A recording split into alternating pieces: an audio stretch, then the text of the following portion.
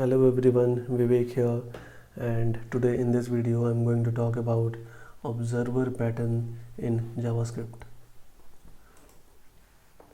So to understand that, let's take a small example.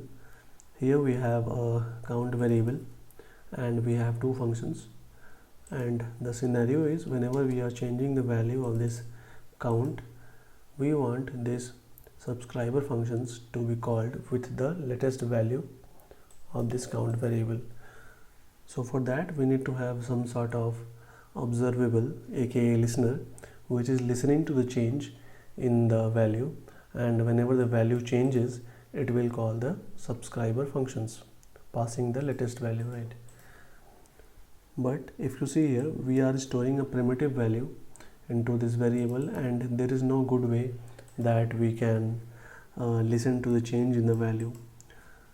So let's apply observer design pattern here to achieve this functionality. So for that we will make this count variable an object. So let's have our observable constructor function here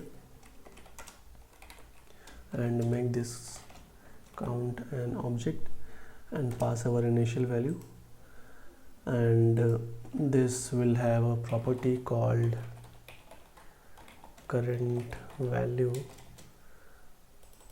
which will be initialized with this initial value, right? Now instead of setting the value this way, let's have a function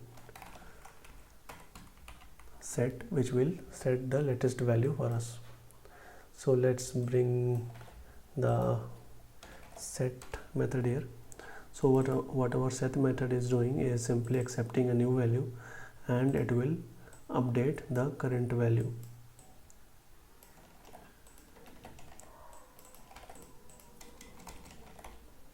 Right.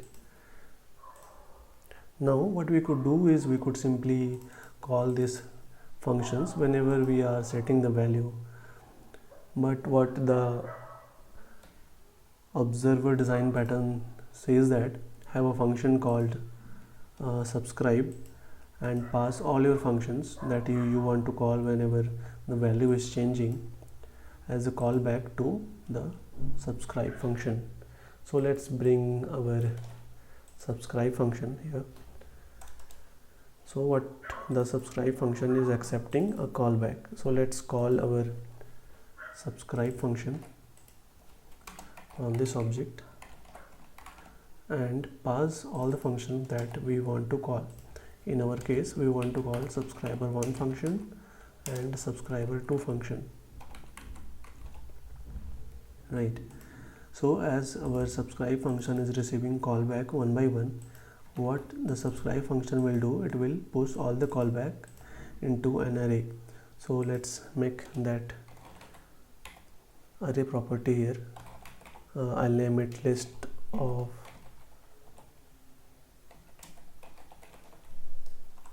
subscribers,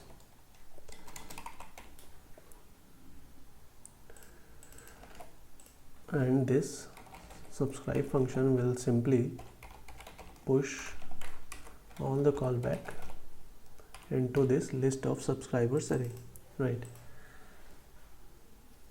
Now whenever we are setting the value, we can simply loop through this list of subscribers array and call our callbacks that are stored into this array, right? So let's loop through this list of subscribers array using for each,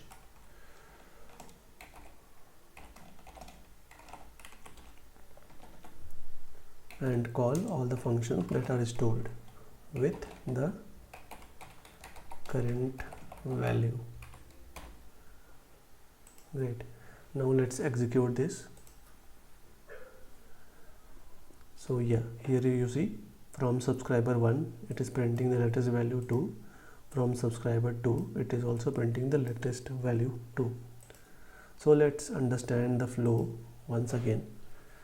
So what we did is we have an observable constructor function, we are making an object count, and we are passing the initial value here, and we are storing the value in this current value property, and this is also having a list of subscribers array, right? So whenever you are calling subscribe function and passing your callbacks that you want to call whenever the value is changing, so this subscribe function is simply pushing all the callbacks in this list of subscribers array, right? And whenever you are setting the value, so firstly the current value is being set, and after that the list of subscribers are getting invoked this way, passing the current value. So it is simply looping through the list of subscriber array and calling all the callbacks one by one and passing the latest value to it, right? So yeah, this is what observer design pattern says that. And you can also have a get method as we had set, and you can also have a unsubscribe method, which will simply remove the function name that you are passing. But yeah, as of now, let's have it this much, and in the next video we will be taking a very good use case of this observer design pattern. So that is it as of now. So thank you for your time.